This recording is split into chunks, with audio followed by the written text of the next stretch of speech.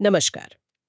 पितृपक्ष का समय चल रहा है, वो खास 15 दिन जब हम अपने पूर्वजों को याद करते हैं, उन्हें अपनी श्रद्धांजलि देते हैं। हाँ, ये समय होता है ये अपनी जड़ों से जुड़ने का। बिल्कुल।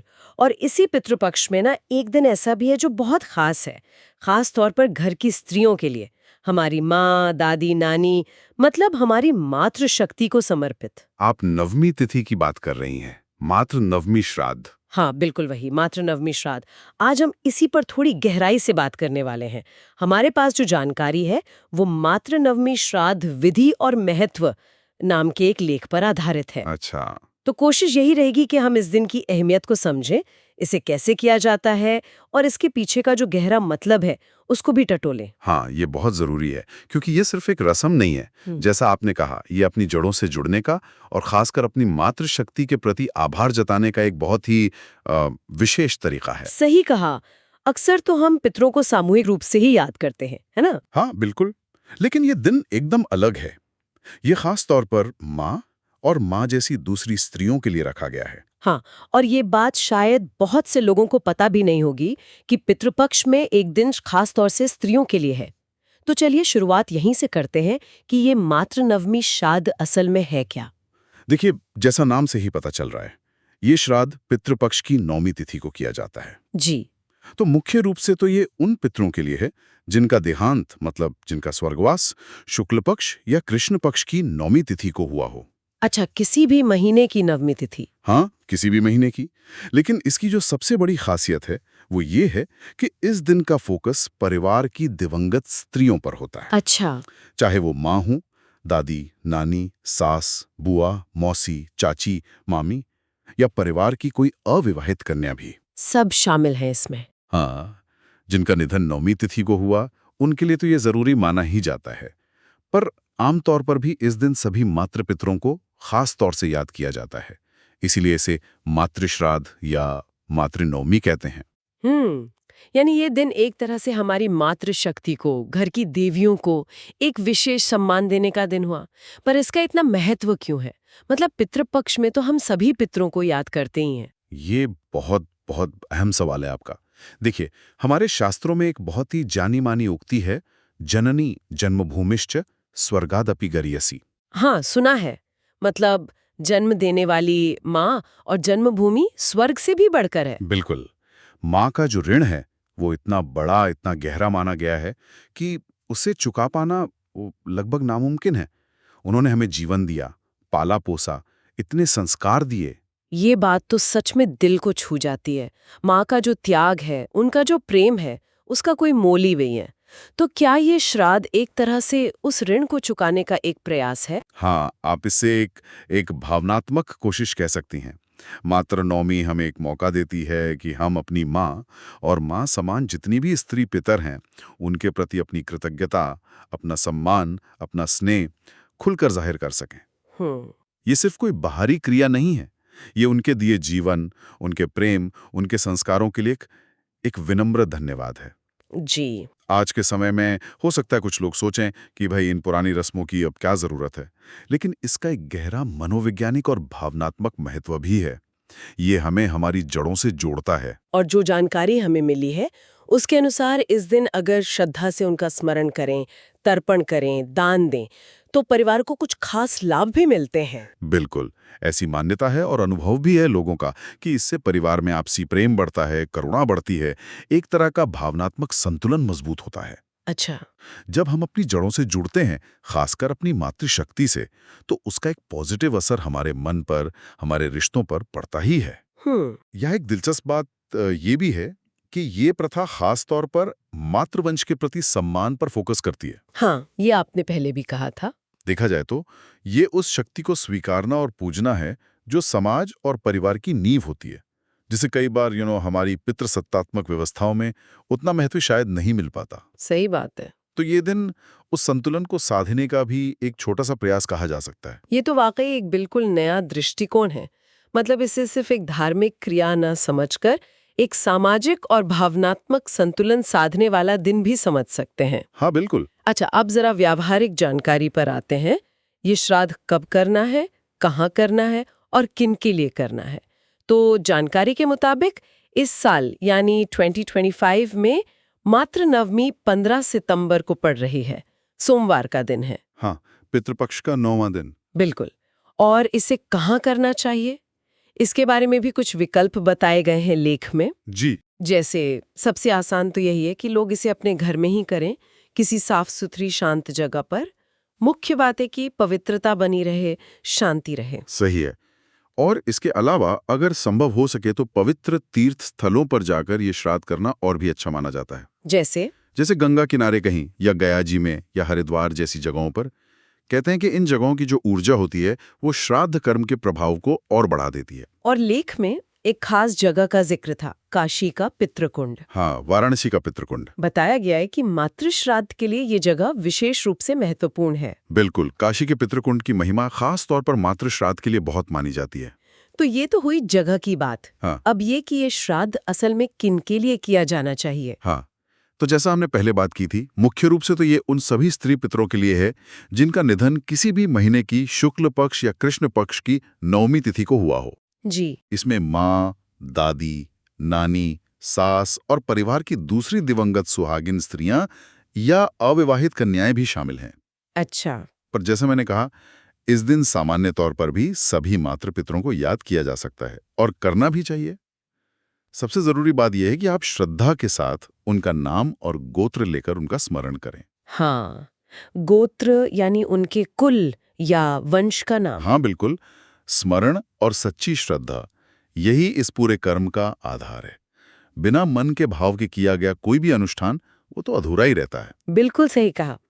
अब सबसे अहम सवाल पर आते हैं, इसे करने की सही विधि क्या है। लेख में इसके कुछ मुख्य चरण बताए गए हैं। सबसे पहले तो स्नान करना है, साफ कपड़े पहनने हैं, तन और मन दोनों की शुद्धि जरूरी है। हाँ, ये तो हर शुभ काम की शुरुआत है। फिर आता है संकल्प लेना।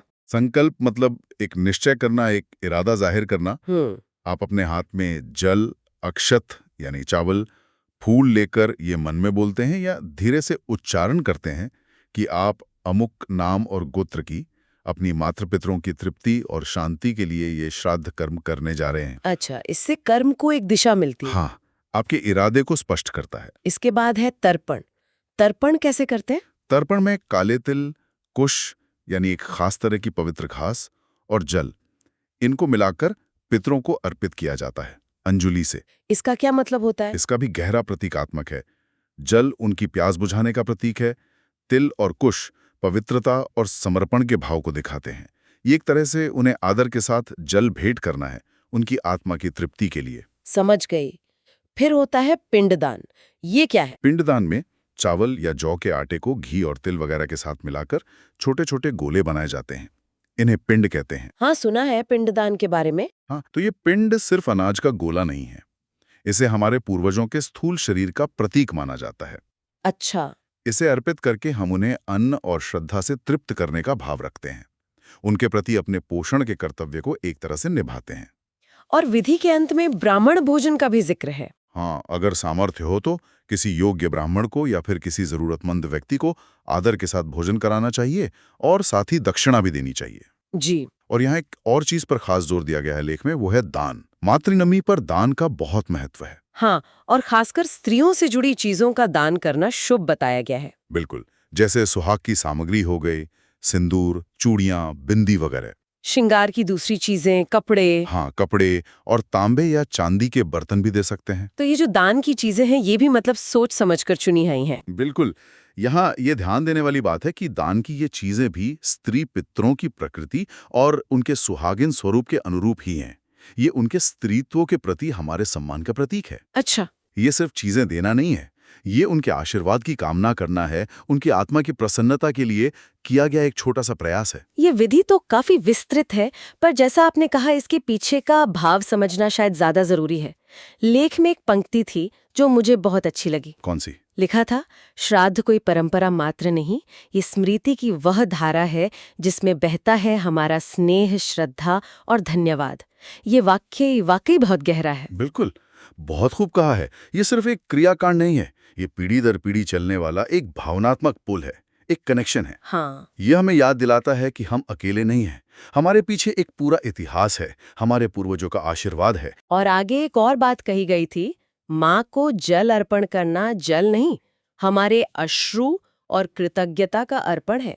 सच में ये पढ़कर तो दम रुक कर सोचना पड़ता है। हाँ, ये उस निस्वार्थ प्रेम और त्याग को महसूस करने का क्षण है जो हमें अपनी माँ से और परिवार की दूसरी स्त्रियों से मिला है। ये उन्हें बताने का एक मौन तरीका है कि वो आज भी हमारी यादों में जिंदा हैं, हमारे दिलों में बसती हैं और हम उनके हमेशा ऋणी रहेंगे। ये भावनात्मक जुड़ाव इतना गहरा है कि लोग इसे पूरी श्रद्धा से निभाना चाहते हैं, चाहे वो कहीं भी हो। और शायद इसीलिए काशी जैसे तीर्थों का महत्व और भी बढ़ जाता है। हाँ, बिल्कुल। तीर्थ की ऊर्जा और वहाँ का वातावरण इसमें सहायक होता है। और जानकारी के मुताबिक काशी में श्राद्ध की बात चली है, तो स्रोत में इससे जुड़ा एक व्यवहारिक पहलू भी बताया गया था। क्या? हाँ, उसमें ये लिखा था कि काशी के पितृकुंड का मातृ श्राद्ध के लिए खास महत्व है। तो अगर कोई व्यक्ति किसी वजह से खुद काशी नहीं जा पाता है, हाँ, कई बार संभव नहीं हो पाता, तो ऐसी स्थिति में वाराणसी डिवाइन सर्विसेज जैसी कुछ संस्थाएं हैं जो उनकी तरफ से वहाँ मतलब काशी के पितृकुंड में विधि विधान से मातृश्राद्ध, तर्पण और पिंडदान करवाने में मदद करती हैं। अच्छा, ये जानकारी भी दी गई है। हाँ, और बताया गया है कि ऐसी सेवाओं के लिए अगर किसी को संपर्क करना हो तो उनका व्हाट्सएप नंबर या वेबसाइट का लिंक वगैरह मूल जानकारी के विवरण में मिल सकता है। ठीक है, तो हम यहाँ बस उस जानकारी को साझा कर रहे हैं जो हमें लेख से मिली है। हाँ, बिल्कुल।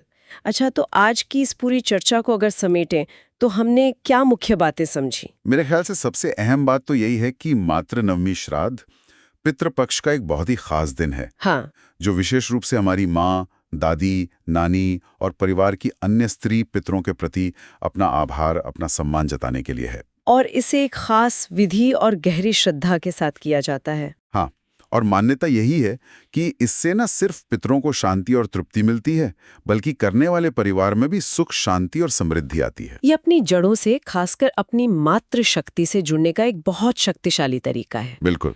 ये सिर्फ एक कर्मकांड नहीं है, बल्कि ये पीढ़ी दर पीढ़ी चलने वाले पारिवारिक रिश्तों, हमारी स्मृतियों और हमारे सांस्कृतिक मूल्यों को जिंदा रखने का भी एक तरीका है। सही कहा। और अगर हम इसे आज के बड़े परिप्रेक्ष्य में देखें तो ये मातृपक्ष के सम्मान और उनके महत्व को हमारे समाज में कहीं ना कहीं रेखांकित भी करता है। और ये जो मातृपक्ष को सम्मान देने की बात है ना, हाँ। ये आज के दौर में एक दिलचस्प सवाल भी खड़ा करती है सोचने के लिए। क्या सवाल? यही कि आज के इस भागदौड़ भरे आधुनिक जीवन में हाँ। हम अपनी मातृशक्ति और अपने पूर्वजों की स्मृति को कैसे जिंदा रख सकते हैं, कैसे प्रासंगिक बनाए रख सकते हैं। ये तो सोचने वाली बात है। क्या इस तरह के पारंपरिक अनुष्ठान आज भी उतने ही जरूरी हैं, या हमें उन्हें नए तरीकों से समझने और अपनी जिंदगी में जगह देने की जरूरत है? मतलब क्या सिर्फ एक दिन याद कर लेना काफी है? हाँ, या फिर उनके दिए जो मूल्य हैं, जो संस्कार हैं, उनको अपनी रोजमर्रा की जिंदगी में उतारना ज्यादा महत्वपूर्ण है? ये सवाल है। ये वाकई एक गहरा सवाल है और शायद इसका जवाब हर किसी के लिए निजी होगा, अपनी समझ और अपनी परिस्थितियों के हिसाब से। हाँ, बिल्कुल। लेकिन एक बात तो तय है, अपने पूर्वजों के प्रति और खासकर माँ के प्रति जो कृतज्ञता का भाव है वो कभी पुराना नहीं हो सकता। बिल्कुल। कृतज्ञता और स्मरण, यही शायद इन सभी परंपराओं का, सभी अनुष्ठानों का मूल तत्व है, सार है। बहुत सुंदर कहा आपने। चलिए इस गहरी चर्चा को श्रोत में दिए गए समापन मंत्रों के साथ यहीं समाप्त करते हैं। ओम पितृभ्यः नमः। मातृपक्षीय पितर प्रसन्न हो, आपके परिवार को शक्ति, शांति और समृद्धि का आशीर्वाद दें। हर हर Mahadev. Become part of our family today. Subscribe to Varanasi Divine Services and connect with the energy